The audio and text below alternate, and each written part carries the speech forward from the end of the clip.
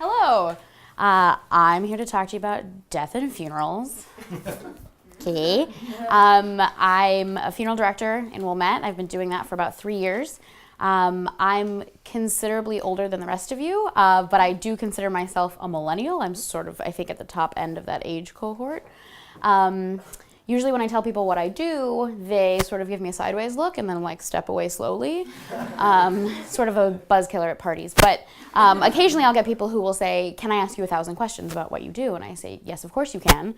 I like to share my knowledge. I like to give you the information that you're looking for because a lot of people are looking for it and they're not confident to ask a lot of the time because death is uncomfortable. Funerals are uncomfortable. We don't like to talk about it. It reminds us of our own mortality. It reminds us of the shortness of our lives or the possibility that our lives are short. But the truth of the matter is the time is going to come when we're going to have to plan funerals. Our parents and grandparents have already had to do this. Our grandparents and great-grandparents have already passed away. They've had to arrange these funerals, and I'm sure that you've attended them. But the nitty-gritty, the logistics of it all was probably not something that was in your wheelhouse. But actually, millennials are going to be having to do this, and I think that the things that we value are actually very well cut out for planning funerals. Millennials are very accustomed to self-care and spiritual connection and reaching deeper and truly celebrating someone's life. We're all about the individuality and uniqueness and being special. We are all special snowflakes. But the truth is, we all are. But we really can utilize these values in planning funerals. There are a lot of traditional, I wouldn't say rules, but there are a lot of things that are traditions that go along with funerals. You can find me later if you want me to explain them all to you. There are lots of them. There are books written about them. And there are people who stick to these traditions, and that's fine. And, sticking to tradition is what comforts some people, but for others, it doesn't always fit. So for those people, you can mix tradition and not so tradition to make a truly meaningful celebration of life in terms of a funeral. The Reform and the conservative traditions are sort of moving into being a little more progressive. Cremation is an option. Personalized funerals are becoming a thing. I did a funeral for a lady who was a huge fan of the Beatles, and she went to Beatles Fest every year for like 40 years. So at her funeral, her husband brought all of her Beatles Fest t-shirts and asked all the guests to wear them, including me. It was great, and I got to keep it. I love it. And then we did the burial. We had the traditional rabbi.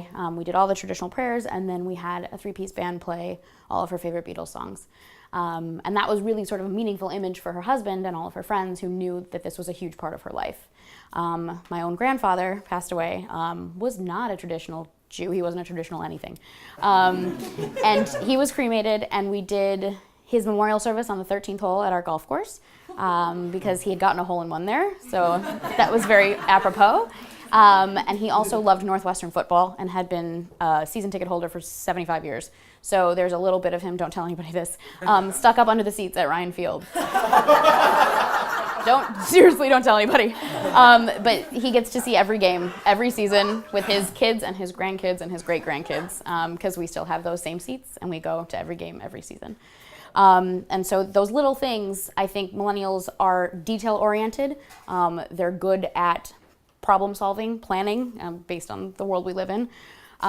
Technology is actually sort of coming into play a lot more.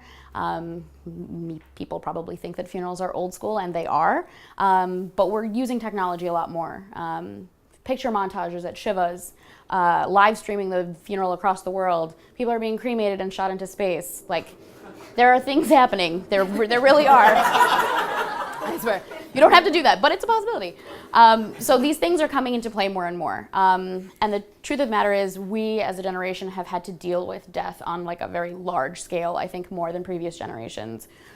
Man-made disasters, natural disasters, like death and sadness on a large scale. But if we take it down to a more personal level and really start to appreciate what makes each person special, put together all of your selfies for your own funeral and put them up on it happens, it does. I think that really, we're really cut out for it. And I think if we start talking about it, we'll get comfortable with it, and then we'll be better equipped to deal with it in the future. Thank you.